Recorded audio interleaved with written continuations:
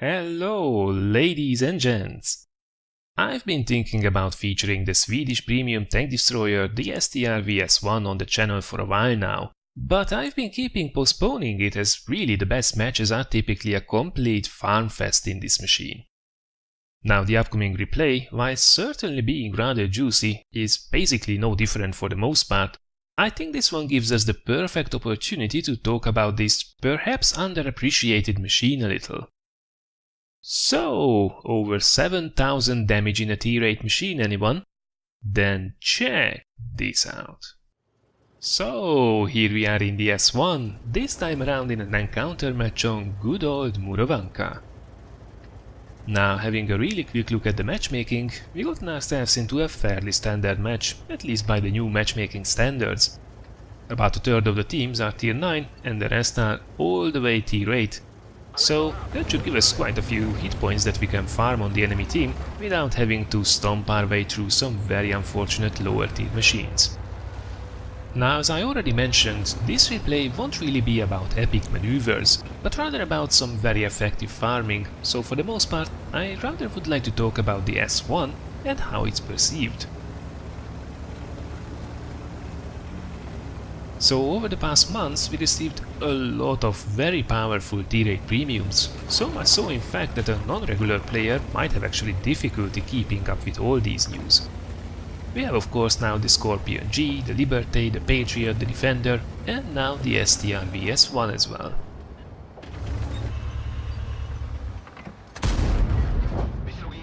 Now, most of these machines have been called horribly overpowered by a lot of the reviewers, because, you know, a tank is either crazy overpowered or a complete garbage and there is nothing between them. The term overpowered though is so vague and subjective that it's almost completely meaningless these days.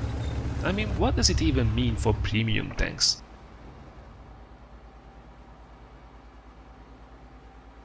For some it means that the tank is more powerful than the regular tanks on the tech tree, which we certainly can't argue as of late. On the other hand though, I feel people have been painting perhaps a false picture to a lot of times about the capabilities of these machines and what regular players should expect from them. More often than not, a lot of these really powerful machines thrive in a certain situation and or have a rather high skill ceiling, thus becoming extremely dangerous in knowing hands.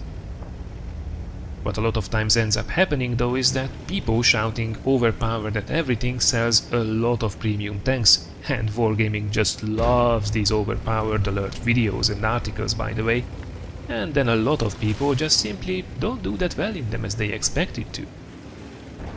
I mean, honestly, do you have a heart attack every time you meet a Patriot or a Defender on the battlefield? I know I don't. I take them out with a special kind of glee, and I rarely feel that if I was defeated, it was because of the machine and not because of the player. Now, that's not to say that these tanks would not be powerful, because they truly are, but you have to know how to play them to do well in them. And that's where we get back to our STRV S1. The tank that probably was called the least overpowered from all these recent releases, and yet the tank, or better to say tank destroyer, that I feel most people would actually do the best in.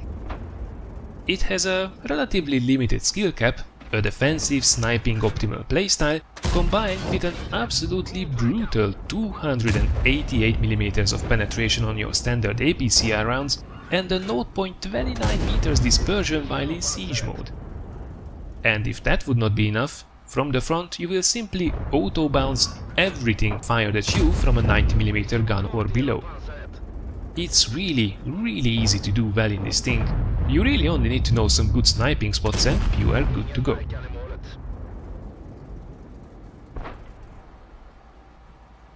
Now, that's not to say that player skill would be completely irrelevant in this machine.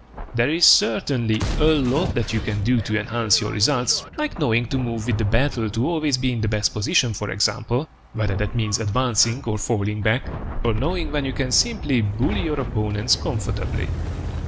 Our hero in this match, by the way, is a really good player, make no mistake.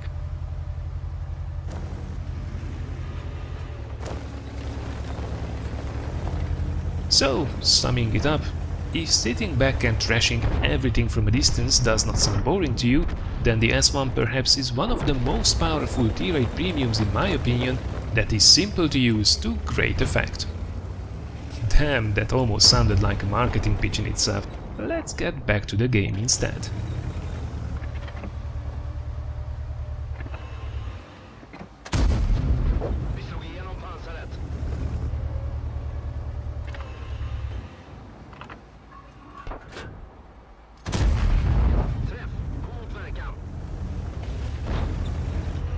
Alright, so let's just sum it up what happened here in the meantime. The team really didn't do that well. We are seriously down in number of tanks, as we get a couple of nice shots there into those AMX 1390s. You can just see how absolutely amazing the aim time on this thing is. As soon as we turn, we are pretty much good to go with maximum accuracy, something that can't really be said from all that many tanks.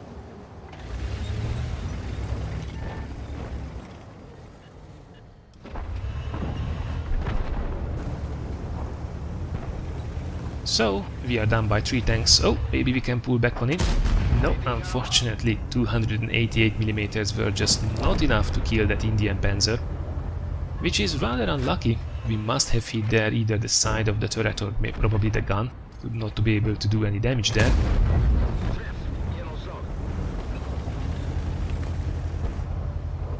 And then we managed to put some lovely shots into the Lorraine 40T, who on the other hand is right now feasting on the very poor Yak Tiger.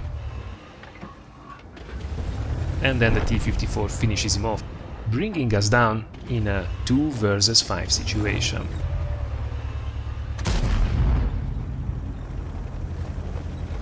Now we still have a relatively low HEF ML2 on our side, which will come rather useful.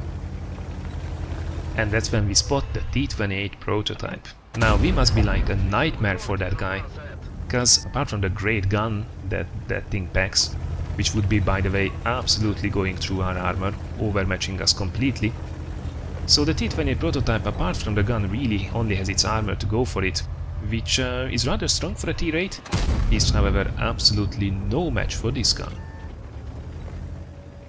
Unfortunately, we missed there the second shot, which is rather a pity. And there are now 2 enemy tanks in the gap, forcing our hands to come and reset as they should.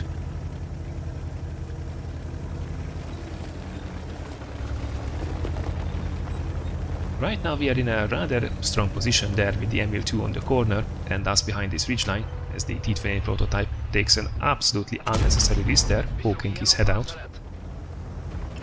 So forcing us to come and reset is absolutely the perfect thing to do. Scorpion G makes an appearance as well. It seems like all those dangerous tank destroyers on full health are making now their appearance.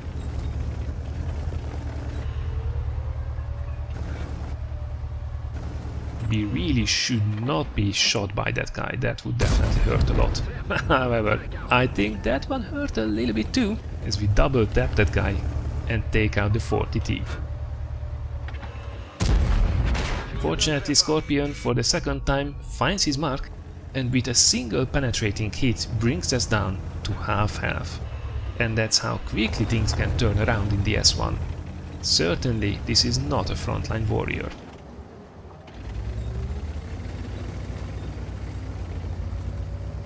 Now the ML2 did leave it until the last minute for the reset and he is still hesitating there.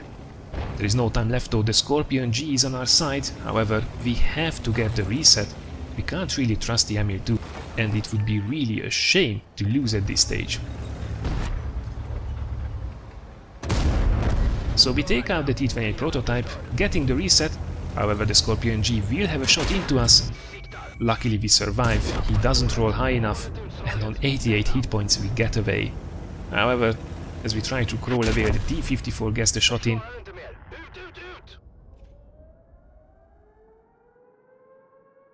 Come on, oh, this is awfully close. Come on, ML2. Get the kill. Yes! And that means that we sailed home an over 7,000 damage victory. Alright, this was then our Swedish farming simulator in the S1, having farmed most of the enemy team for their hit points quite successfully. Not surprisingly then, this was an ace tanker and tank sniper game, and with over 7000 damage, I don't think the high caliber is a huge shock either. By the way, kudos to our Emil2 for pulling in that final kill. It might not have been a clean one, but without him this would have been a rather sad heartbreak indeed. And as for the details, we fired a total of 26 rounds in this match, hitting 23 of them and penetrating 19.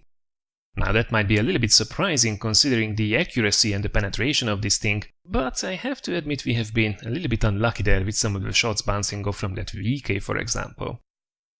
Anywho, with a premium account this was actually an over 115,000 credit net profit match, which is an absolutely beautiful payout for about 8 minutes of work. Right then, I hope you did like our little farming adventure. If you did, thanks a lot for considering giving this a like or sharing it. And of course, special thanks to XCHAVALIErx for sending this one in, among other great S1 replays I might add. And also congratulations here to an absolutely monster result. As for the next videos, tomorrow we are changing to something a little bit more mobile with a Funny Moments 9.18 light tank special, and then on Thursday we will have an extra pure gameplay episode with the 9.18 ELCAMX wielding that nerfed 90mm gun. Can it still carry games? We'll have to find out. Thanks a lot for watching everybody, and I already look forward to seeing you again in one of the next videos.